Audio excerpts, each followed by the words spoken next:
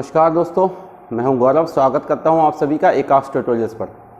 Friends, आज के इस वीडियो में हम RO 2016 का एग्ज़ाम जो 20 सितंबर 2020 को संपन्न हुआ है UPPSC के द्वारा, उसके एग्ज़ाम पैटर्न की एनालिसिस करेंगे जो प्री एग्ज़ाम हुआ है RO 2016 का। ठीक है, तो इससे पहले कि वीडियो शुरू करें, आपसे रिक्वेस्ट है, यदि आपको वीडियो पसंद आए तो प्लीज़ शेयर और सब्सक्राइब जरूर कीजिएगा। तो चलिए शुरू करते हैं। फ्रेंड्स, 20 तारीख को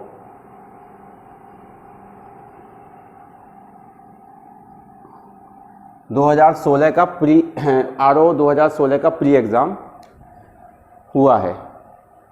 इसका जो एग्ज़ाम है, पेपर का जो लेवल है, पेपर का लेवल मॉडरेट लेवल का कहेंगे। पेपर इजी देखने में लग रहा है, लेकिन उतना इजी पेपर है नहीं। जो अभ्यर्थी काफ़ी लंबे समय से तैयारी कर रहे हैं उनकी बात करें तो बात अलग है। अदरवाइज पेपर का जो लेवल है वो कैसा है? मॉडरेट लेवल का।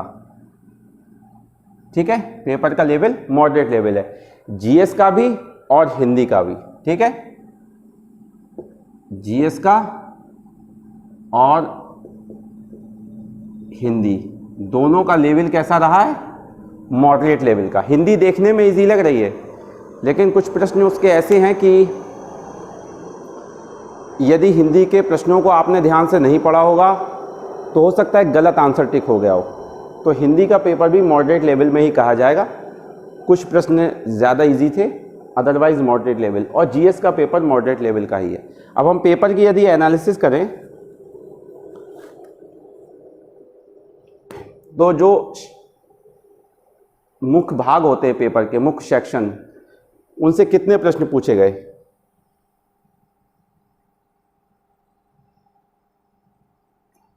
हिस्ट्री से 8 क्वेश्चन। ठीक है,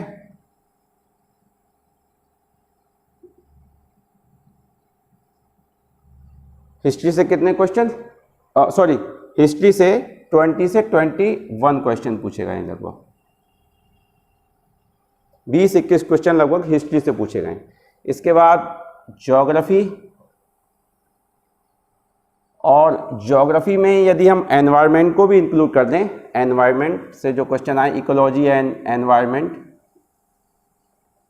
तो इस बार सबसे ज़्यादा प्रश्न इसी सेक्शन से पूछे गए। लगभग कितने हैं? 28 से 30, लगभग 30 क्वेश्चन मान लीजिए आप ज्योग्राफी या एनवायरनमेंट से पूछे गए हैं। ओके, फिर इंडियन पॉलिटी से प्रश्न पूछे गए हैं, बहुत ज़्यादा नहीं पूछे गए हैं। इस बार लगभग 9 क्वेश्चन के आसपास पूछे गए इंडियन पॉलिटी से। फिर जनरल साइंस से अगर हम देखें, जनरल साइंस, तो जनरल साइंस से जो प्रश्न पूछे गए हैं उनकी संख्या है लगभग 11 से 12 प्रश्न जनरल साइंस से पूछे गए हैं। फिर करंट अफेयर्स का सेक्शन जो है वो सबसे ज़्यादा रहा है।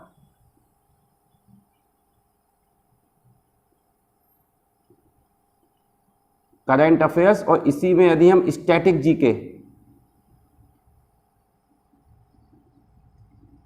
जीके का पार्ट भी इसमें हम इंक्लूड कर दें अगर, तो लगभग 38 क्वेश्चन के आसपास इससे पूछे गए हैं। तो करंट अफेयर्स और ज्योग्राफी का सेक्शन सबसे ज़्यादा, एनवायरनमेंट को इंक्लूड करते हुए। यूपी जीके या UP current affairs, UP static GK जो होता है यूपी का, और प्लस करंट अफेयर्स यूपी से लगभग 15 प्रश्न पूछे गए हैं। ठीक, कितने? लगभग 15। और इकोनॉमिक्स से सेंसस से लगभग 4-5 प्रश्न सेंसस से हैं। ठीक है, और इकोनॉमिक्स से अलग से हम देखें, जो प्योर इकोनॉमिक्स होती है उससे रिलेटेड क्वेश्चन लगभग 5 से 6 क्वेश्चन जो है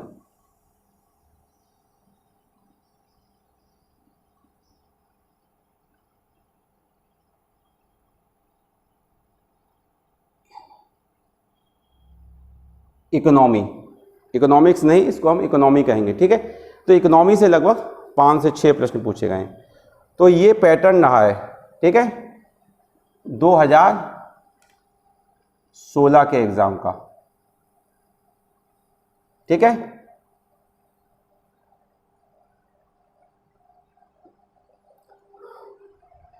तो हम देख रहे हैं कि ज्योग्राफी से और करंट अफेयर्स, ज्योग्राफी में एनवायरनमेंट के क्वेश्चन भी देखें, इकोलॉजी एंड एनवायरनमेंट से अगर आप लगभग मिला दें, और फिर स्टैटिक जीके और करंट अफेयर्स, इनका पार्ट्स लगभग आप देखेंगे तो 65 क्वेश्चंस के आसपास, 70 क्वेश्चन के आसपास ये क्वेश्चन रहे। बाकी फिर हिस्ट्री है, जनरल साइंस है, यूपी जीके से अच्छी खासी संख्या में इस बार प्रश्न पूछे गए हैं, लगभग 15 क्वेश्चन, यूपी का स्टैटिक जीके हो या यूपी का करंट अफेयर्स हो, ठीक है। सेंसस में यूपी सेंसस और राष्ट्रीय स्तर पर दोनों मिला के लगभग 4 से 5 प्रश्न पूछे गए हैं। तो इस पेपर की एनालिसिस करने का मुख्य उद्देश्य यही है कि जो भी अभ्यर्थी यूपी पीएससी पीसीएस प्री 2020 का एग्ज़ाम जो कि 11 अक्टूबर को प्रस्तावित है, ये एग्ज़ाम देने जा रहे हैं, वो ध्यान से इस पैटर्न को देख लें कि हमें किन सेक्शंस पे ज़्यादा फोकस करना है, ठीक है। वैसे तो सभी सेक्शन हमें इक्वली तैयार होने चाहिए, पेपर का पैटर्न किस तरीके का आएगा ये हम जो है पहले से उसको प्रेडिक्ट नहीं कर सकते, तो इसलिए सभी सेक्शन तैयार कर लें। लेकिन हिस्ट्री, ज्योग्राफी, जनरल साइंस और करंट अफेयर्स, ये 4 सेक्शन, ज्योग्राफी में एनवायरनमेंट और इकोलॉजी, इससे आजकल पहले के जो पेपर हुए हैं पिछले वर्षों में, यूपी SSC का भी हम देख लें या यूपी PSC का भी, उसमें एनवायरनमेंट को काफ़ी वेटेज रहता है, एनवायरनमेंट एंड इकोलॉजी का। एनवायरनमेंट इकोलॉजी के करंट अफेयर्स से संबंधित या स्टैटिक जीके से संबंधित जो प्रश्न होते हैं वो भी एनवायरनमेंट और इकोलॉजी में आप इंक्लूड कर सकते हैं, तो इसका वेटेज काफ़ी ज़्यादा रहता है। और हिस्ट्री का तो रहता ही है, ठीक है। इस बार इंडियन पॉलिटी से बहुत ज़्यादा क्वेश्चन नहीं पूछे गए, वैसे 15 तक पूछ लेते हैं, 12-15 क्वेश्चन, इस बार 8-9 क्वेश्चन ही पूछे गए हैं। तो जो भी अभ्यर्थी PCS 2020 की परीक्षा देने जा रहे हैं वो इन सेक्शंस की अच्छी तरह तैयारी करें। सेंसस को ज़रूर देखें, सेंसस से 5 क्वेश्चन तो लगभग बनते ही बनते हैं, और यूपी जीके करंट अफेयर्स से इस बार 15 पूछ लिए हैं आरओ में, हो सकता है PCS प्री 2020 में भी लगभग 10 क्वेश्चन पूछ लिए जाएँ, 10 से 12। तो 11 अक्टूबर में अब ज़्यादा समय नहीं है, जो भी रिवीजन हम करें या नया आप कुछ पढ़ते हैं तो इसको ध्यान में रखते हुए पढ़ें। और एकाक्ष ट्यूटोरियल्स पर मैं आपको GS के वीडियो देता रहूँगा, सामान्य अध्ययन के मिक्स वीडियो होंगे, उनमें आपका हिस्ट्री, ज्योग्राफी, पॉलिटी, साइंस और करंट अफेयर्स के क्वेश्चन उसमें इंक्लूड रहेंगे, एनवायरनमेंट के, ठीक है, यूपी से संबंधित क्वेश्चन। तो आप चैनल को सब्सक्राइब जरूर करें, जिससे कि आप सामान्य अध्ययन के जो महत्वपूर्ण प्रश्नों की सीरीज़ के वीडियो मैं आपको दे रहा हूँ उसका आप लाभ ले सकें, ठीक है। और IBPS की जो तैयारी कर रहे हैं,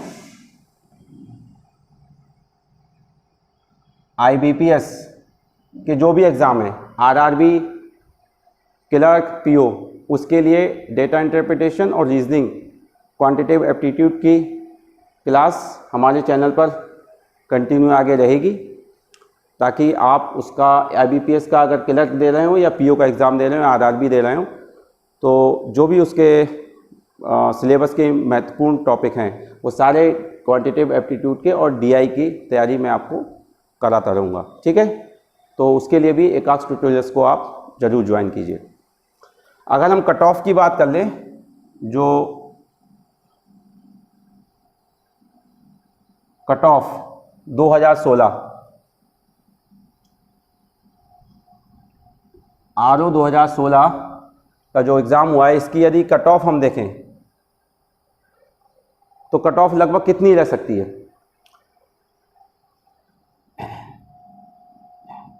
देखिए, GS में निगेटिव मार्किंग हटा के यदि आपके 80 से 85 करेक्ट हो रहे हैं लगभग।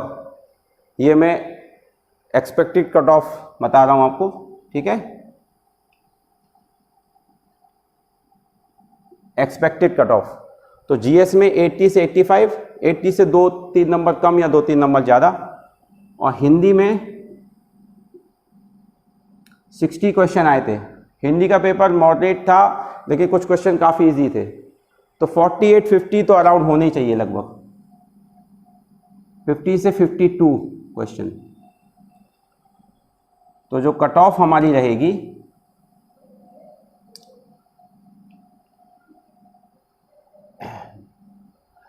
इसको आप देख लीजिए, लगभग 130 के आसपास मान लीजिए रहने की संभावना है।